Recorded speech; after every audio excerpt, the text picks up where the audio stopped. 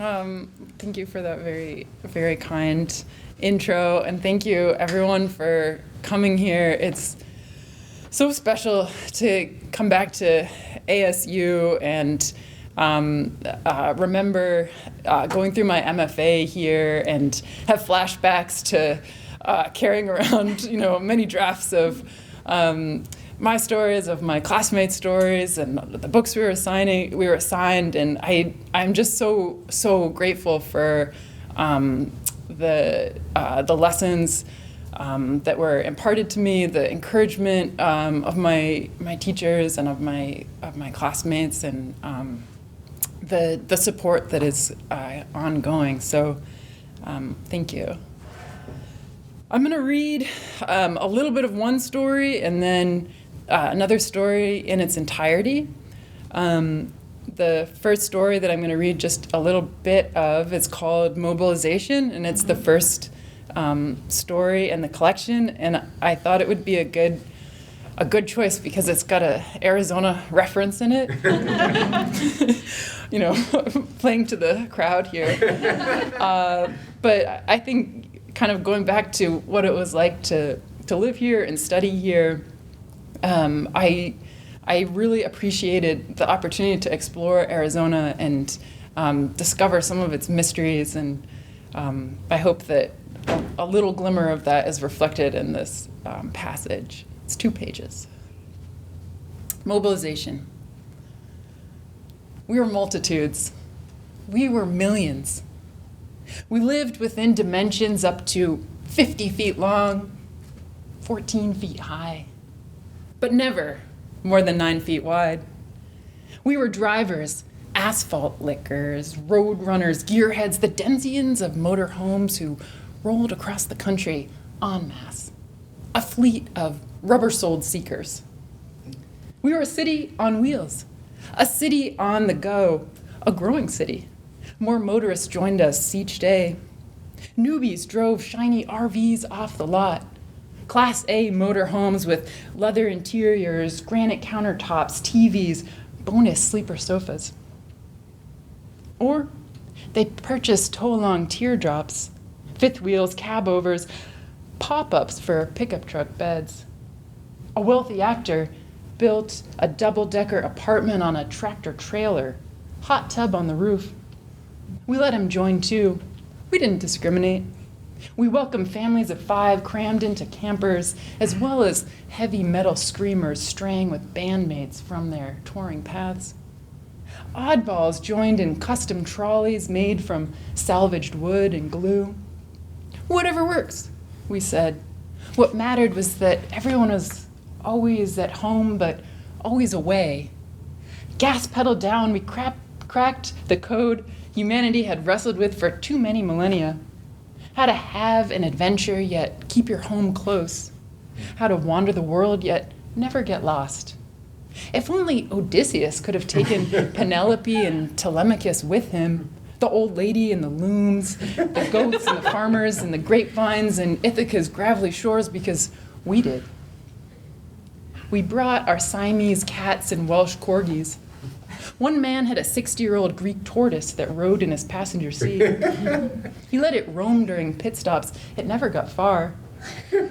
We brought our children, cousins, parents, partners, best friends, neighbors, packing together as condensed as the sardines we ate. Everyone, headphone wearing, video game twitching, knitting, audiobook listening, steering wheel gripping. The cramped quarters were worth having the whole country to roam. We furnished our vehicles with macrame, strings of dried chili peppers, prayer beads. Great-grandma's ashes sat in an urn on the dashboard. May she rest in peace, we said, forever in motion. We stole gold bullion in our glove compartments, just in case. Also a couple revolvers. Hydroponic pot plants trembled over speed bumps. Cacti we kept duct taped to windows. Bicycles we lashed to the roof. We towed jeeps, ski-doos, kayaks by Lake Erie. We splashed into the water, kept an eye out for snakes. In Telluride, we made hundreds of snow sculptures, left them to liquefy. Down south, outside El Paso, we lay in the sun and let its rays fry us. There's always room in the desert, we told one another. We meant it. In Quartzsite, Arizona, we purchased gemstones by the armfuls, installed amethyst by our sinks. Helps with digestion. We pulled into grocery stores, bought out their tuna, pita, eggs, cinnamon, pickles, OJ, Coke, basil, bananas, hot dogs, buns, ribs, batteries, ground coffee, Band-Aids, beer, Pop-Tarts, gummy bears, Gatorade, iceberg lettuce, salsa, ham slices, sugar-free gum, hand soap, toilet paper. We moved on. I'm gonna pause there.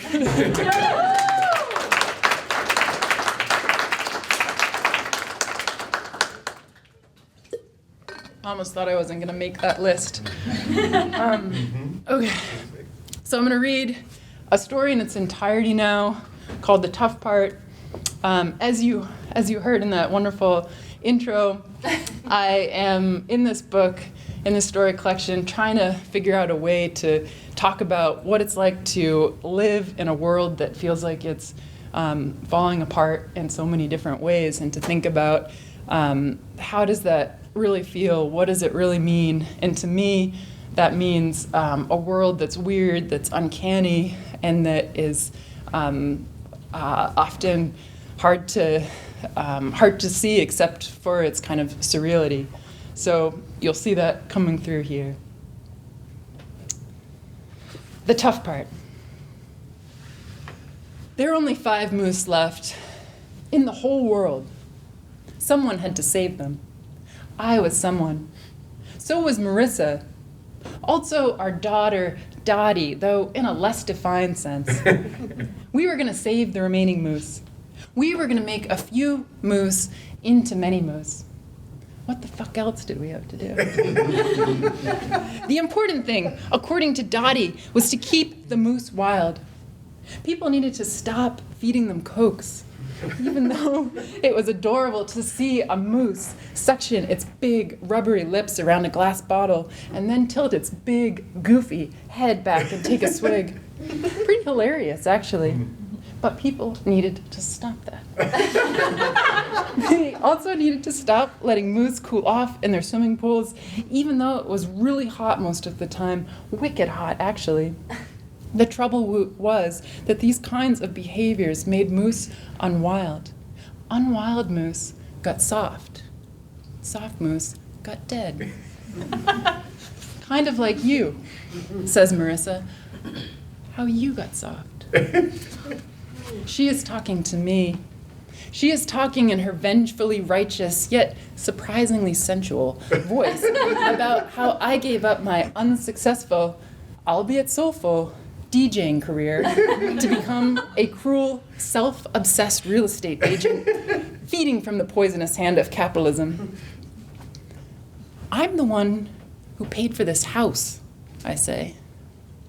Marissa pretends not to hear. Instead, she paces around our comfortable and well-equipped home, muttering about how I'm no longer the man she married, that I'm a sellout, a corporate stooge, and that the man she married would be more enthusiastic about saving the remaining moose. I'm just clarifying the situation, I say. The situation, Dottie tells us, is that moose are most threatened by people because people drive cars and moose like people, or more specifically, they like Cokes and swimming pools. Are you writing this down? I am. To demonstrate my commitment to the cause, I'm also admiring the moose costume she's made. It is brown and furry with a pair of highly realistic antlers. I'm supposed to share it with Marissa, each of us getting half.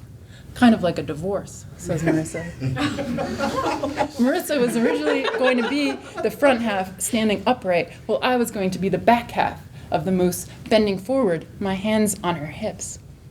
Then she decided it would be weird to have my face near her butt all the time, even though butt stuff was never a big deal for us when we first got married, and really, she's just being difficult because she thinks I got soft, having given up my unsuccessful, albeit soulful, DJing career, even though my new job pays for her health insurance.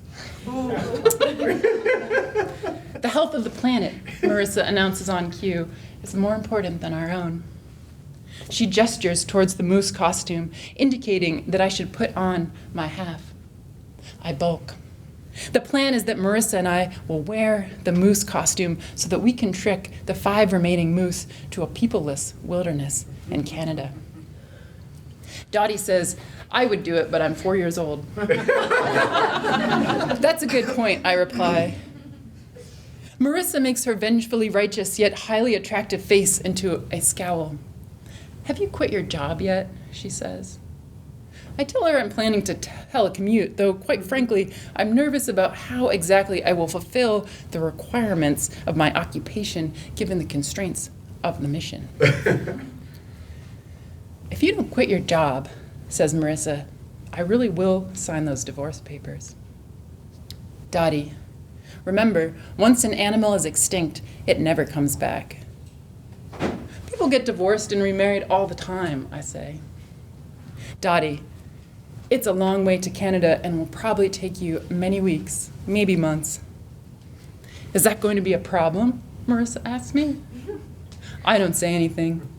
Instead, I try to think of the importance of making sure there are moose for Dottie to see in the future, about how she deserves the opportunity to show her these big, weird animals to her children and to her children's children, and so forth, and envisioning my descendants' future appreciation, I ease my body into the moose costume.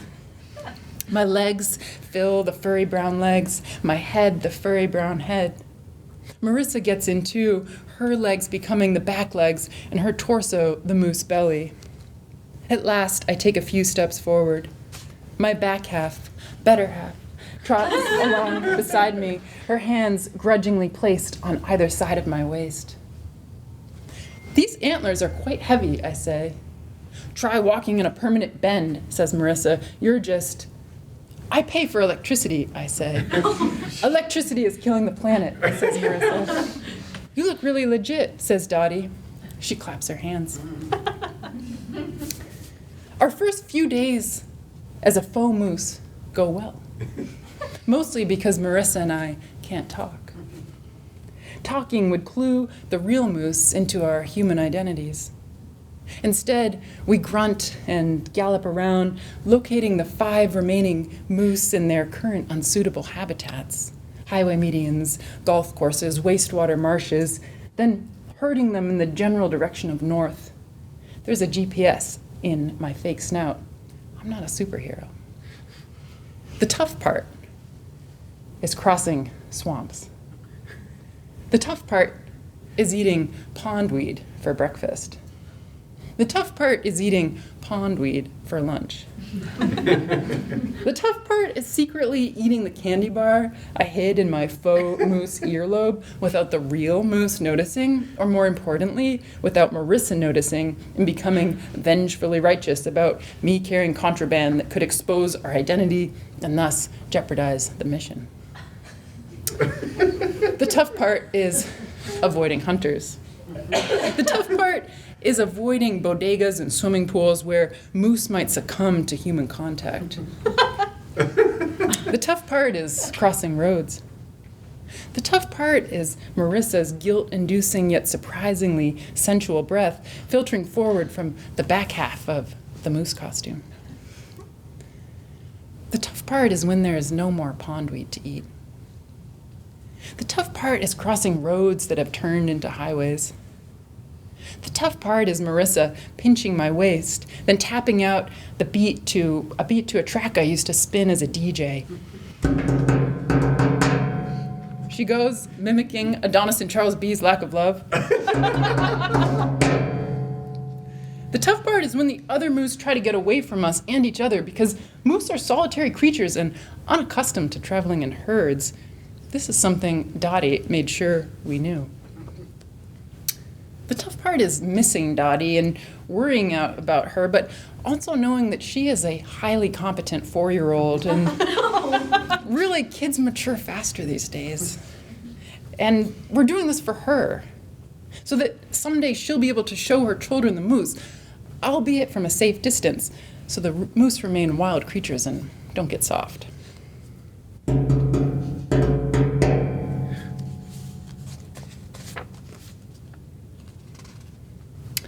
The tough part is when one of the moose sees a swimming pool and dashes away, and we cannot catch up to it in time, and we have to leave it behind for fear of losing all the moose, and that now, realistically, there are only 4 wild moose left in the whole world, plus us.